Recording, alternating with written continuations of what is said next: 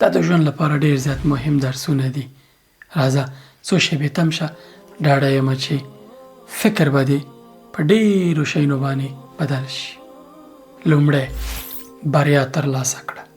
ناکام انسانان په دې دنیا کې په ژوند کې تر پښو لاندې کېږي. قوي شه او پیاوړی شه او بریا ترلاسه کړه. پوهېږې د بریا عناصر څه دي؟ په الله پاک توکل، بیا ورپسې اسباب برابرول او د هغې نه وروسته دوامداره هڅې کول، استمرار په یو کار باندې، یعنې دوامداره یو کار کول، داسې نه چې یو ورځ کار وکړې نور شاته پاتې. کله چې د یو کار کاوه په الله پاک باندې توکل کوه، اسباب برابروه، نور مخکې ځه. دا د بریالیتوب دپاره هغه مهم عناصر دي.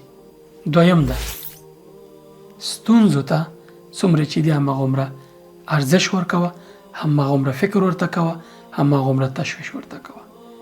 زموږ او ستاسې په ژوند کې دومره کوچنۍ ستونزې حقیقت کې دومره کوچنۍ اما زموږ په ذهن کې لویه موږ په خپله دا لویه کړي.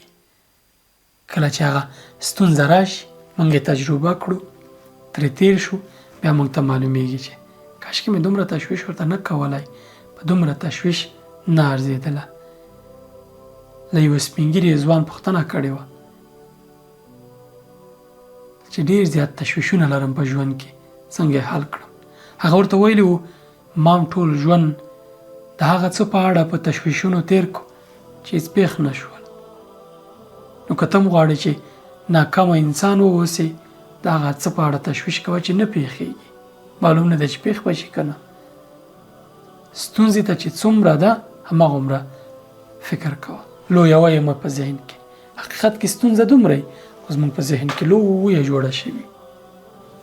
دې ته پام کوه.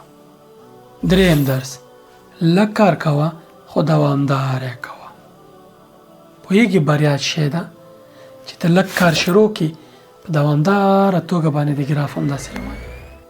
هغه انسانان ناکام دي چې په اوله ورځ کې ګراف د کار پورته ځي، بیا بله ورځ یې ښکته ځي، بیا پورته نه ځي، همداسې ټیټ روان. هغه انسانان دوامداره بریالیتوب ترلاسه کوي چې دوی دوامداره لږ لږ کار کوي خو دوامداره کوي.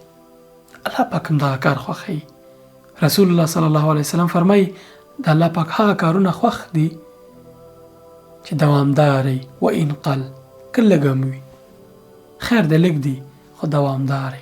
که ته یو ورځ 100 رکعته نفل کې بیا یې نه کې، تر هغې بهتره ده چې هره ورځ 2 رکعته وکړې. هر کار کې همداسې ته هر کار چې لرې منظم پلان ورته جوړ کړه، لږ لږ کوه، ډېر مه کوه، لږ لږ کوه خو دوامداره کوه. دا د کامیابۍ یو راز دی.